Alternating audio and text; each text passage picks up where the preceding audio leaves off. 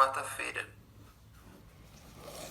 Terminando aí aquela história que nós começamos essa semana. Nós estamos estudando aí sobre esse episódio aí das tribos que ficaram do outro lado, né? Do Jordão. Porque do lado esquerdo, que é o lado oeste, ficaram 9 tribos e meia. Ficaram na terra de Canaã mesmo. E do outro lado do Jordão ficaram 2 tribos e meia, que é do lado leste, que não era mais Canaã, era a parte da Jordânia, né, da Arábia. Então, só recapitulando, aquelas 9 tribos e meia ficaram preocupadas com aquele altar que as 2 tribos e meia tinham construído. Porque provavelmente aquele altar seria para adorar os ídolos, aquele altar poderia ser uma porta de entrada para muita coisa ruim. E eles já estavam traumatizados do que tinha acontecido em Baal-Peor, o que tinha acontecido com Acã, e que o erro de uma pessoa, de um grupo de pessoas, causou ruína para o país inteiro. Então, se aquelas 2 tribos e meia tivessem caído na gandaia, todo o povo de Israel iria sofrer as consequências. Deus iria tirar sua proteção.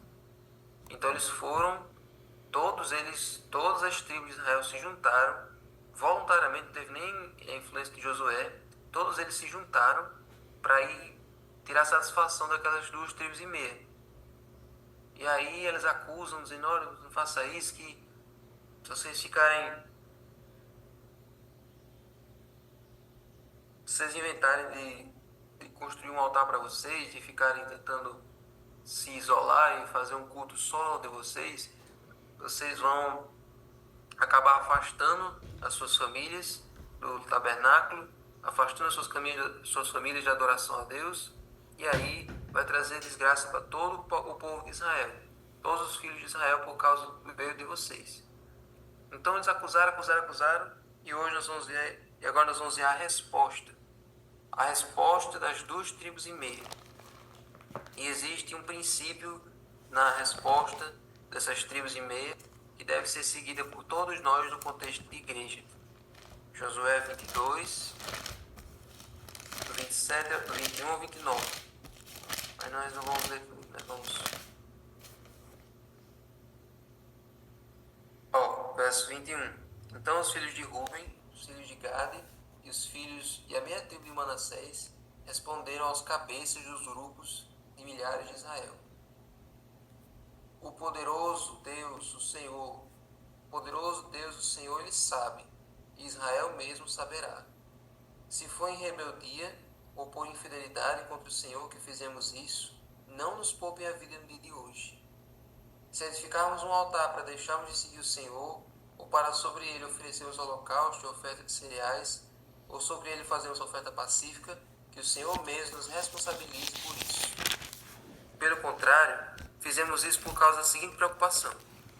Amanhã, talvez os filhos de vocês dirão aos nossos filhos, o que vocês têm a ver com o Senhor Deus de Israel? Porque o Senhor pôs o Jordão por limite entre nós e vocês, ó filhos de Ruben e Gada. Vocês não têm nada a ver com o Senhor. E assim, bem poderiam os filhos de vocês afastar os nossos filhos do temor do Senhor. Por isso dissemos, vamos edificar um altar, não para holocausto, nem para sacrifício, mas para que entre nós e vocês, e entre as nossas gerações depois de nós, nos sirva de testemunho e possamos servir o Senhor na presença dele com os nossos holocaustos, os nossos sacrifícios e as nossas ofertas pacíficas. E também para que no futuro os filhos de vocês não digam aos nossos filhos, vocês não têm nada a ver com o Senhor. Por isso dissemos, se no futuro disserem algo assim a nós ou aos nossos descendentes, responderemos, vejam o modelo do altar do Senhor que os nossos pais fizeram, não para holocausto nem para sacrifício, mas para testemunho entre nós e vocês. Longe de nós a intenção de nos rebelarmos contra o Senhor e deixarmos hoje de seguir o Senhor, edificando um altar para holocausto, oferta de cereais e sacrifício. Altar que não é o altar do Senhor, nosso Deus, que está diante do seu tabernáculo. Está vendo aí? Essa foi a resposta das 2 tribos e meia. E o que a gente pode tirar dessa resposta? Primeira coisa, eles ouviram calmamente as acusações.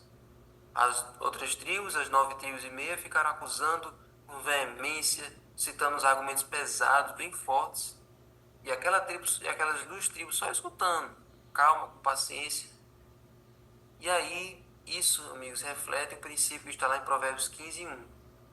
A resposta branda desvia o furor, mas a palavra amarga, a palavra ríspida, desperta a ira.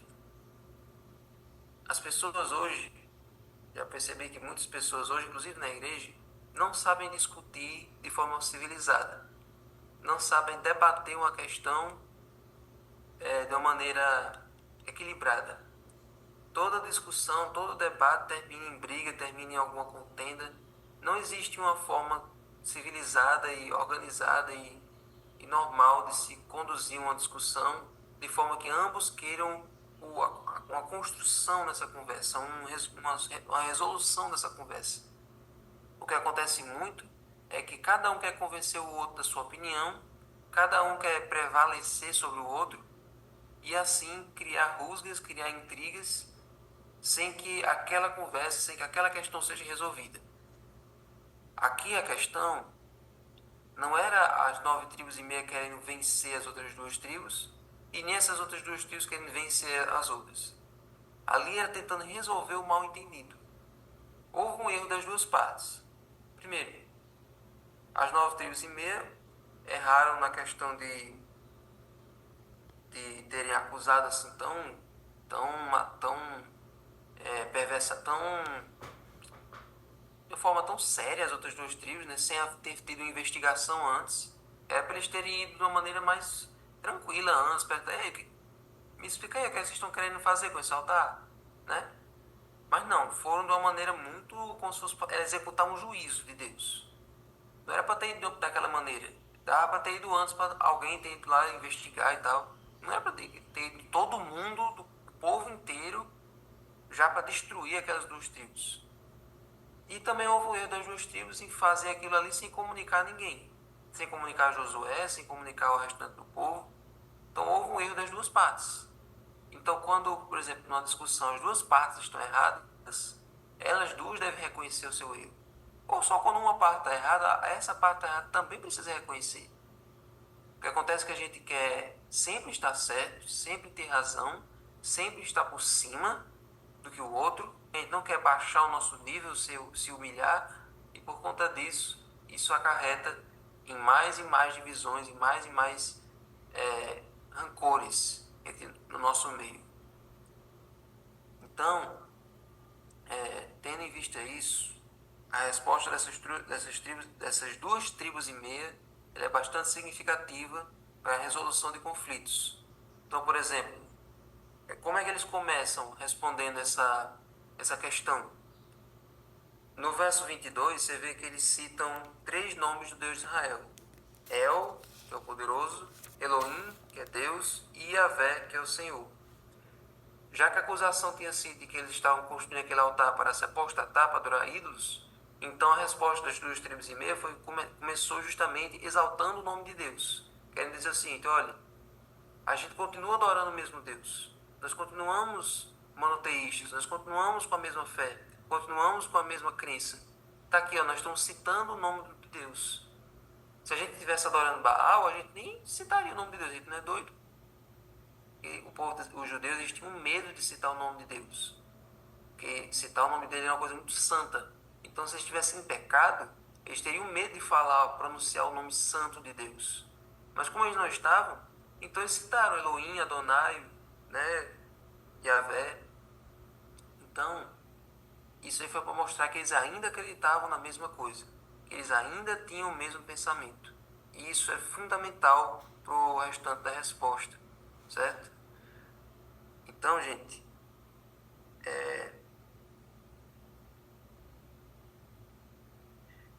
a preocupação deles era a seguinte: no futuro, os filhos deles, que iam ser a próxima geração do povo, né, iriam continuar vivendo ali. E os filhos dos filhos de Israel também iam continuar vivendo lá. E aí, no futuro, as próximas gerações iam pensar assim: essas tribos aí que estão do outro lado do Jordão, essas tribos aí não tem nada a ver com a gente, não. Eles não moram na terra de Canaã, eles não vêm para o santuário, eles ficam aí isolados, esse povo aí não tem nada a ver com a gente, não. Então, eles pensaram na forma seguinte: já que a gente mora muito longe, já que não tem como a gente sempre se deslocar para o santuário, então vamos construir esse altar aqui. Esse altar não vai ser para sacrificar nada, não vai ser para erigir nenhum poste ídolo. Esse altar vai ficar aí só de enfeite, só de lembrança, de memorial, de que nós ainda fazemos parte do povo de Israel. Nós ainda somos um povo só. A geografia não vai mudar quem nós somos. A geografia não vai mudar a nossa crença. Nós temos a mesma crença, nós temos o mesmo Deus, mesmo vivendo longe, mesmo vivendo separados. Então, essa é a verdadeira, essa é a resposta daquele povo, a resposta daquelas tribos. E aí, gente, depois de eles terem respondido isso, dessa maneira tão calma, tão paciente, com argumentos, porque o que acontece muito em brigas hoje em dia, em discussões hoje na igreja, é que não existe um debate com argumentos. É sempre aquele sarcasmo, é sempre aquela ironia, é sempre aquela vontade de passar a perna no outro, de ser mais, de dar patadas no outro, né?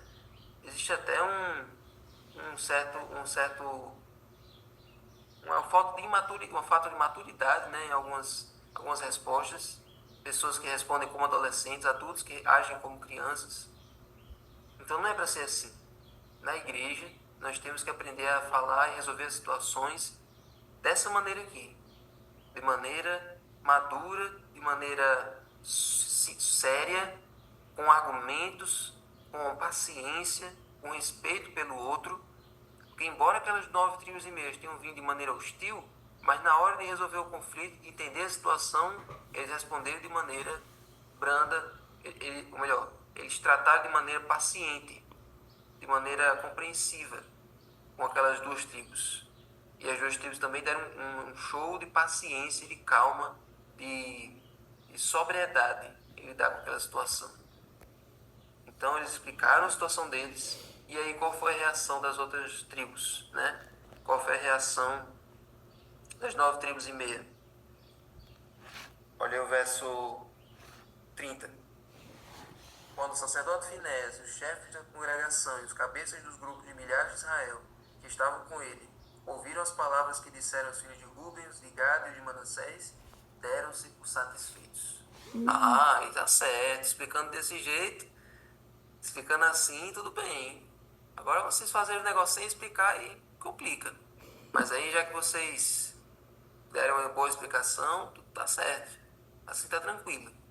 E aí, Finés, filho do sacerdote Eleazar, disse a eles, né, os filhos de Rubem, Gad e Manassés: hoje sabemos que o Senhor está no meio de nós, porque vocês não cometeram infidelidade contra o Senhor.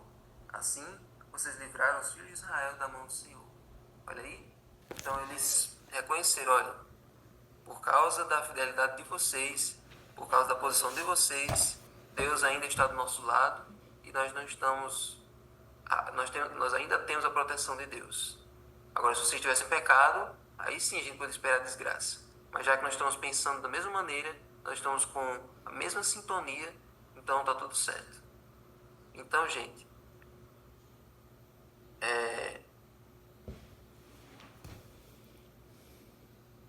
então, quando se é irmão de verdade, a dor e a vergonha do irmão também é nossa. E o restabelecimento da inocência daquele que é suspeito de culpa vai proporcionar sincera gratidão. Se os homens da tribo oeste, os homens das tribos a oeste do Jordão, tivessem agido com egoísmo, eles teriam sido orgulhosos demais para se alegrar com a revelação, né? Se depois de ouvir aquela resposta ali, se eles fossem pessoas egoístas, eles dizer não, invente outra desculpa, isso aí, essa resposta não cola não. Quer dizer que todo mundo tem que ir pro santuário, e vocês ficam aí com esse altarzinho aí e resolvem a situação, entendeu? Então, se aquelas 9,5 tribos tivessem ido por egoísmo, não teriam aceitado aquela resposta, não teriam aceitado aquela justificativa. Então, eles teriam tentado arranjar outro motivo, né, para se queixar. Às vezes, os cristãos se orgulham tanto das próprias opiniões e desejam mais a vitória sobre um antagonista, né, sobre outra pessoa, do que a vindicação da justiça. Os que vivem junto ao Senhor estão prontos e dispostos a admitir o seu erro e se interessam mais pela verdade do que convencer os outros que estão certos. Olha aí, então leve isso para a sua vida, levemos isso para a nossa vida, que possamos trabalhar para a resolução dos conflitos em comum, para que a nossa igreja seja conhecida por a igreja da unidade e do amor, a igreja do companheirismo, onde os problemas são resolvidos internamente, onde os membros não criam partidos, onde não existem facções dentro da igreja, onde todos pensam de uma maneira só, todos cumprindo a missão, todos marchando na mesma direção, no mesmo sentido. Amém? Amém. Senhor Deus, muito obrigado por essa lição de hoje. Nos ajuda, Senhor, a sermos um corpo e uma família, a sermos membros, a sermos todos juntos, todos um só. Por favor, Senhor, agora abençoe o estudo do livro, guia a nossa vida, guia nosso coração. No dia de hoje, prepara-nos para o culto à noite. Em nome de Jesus. Amém. Amém.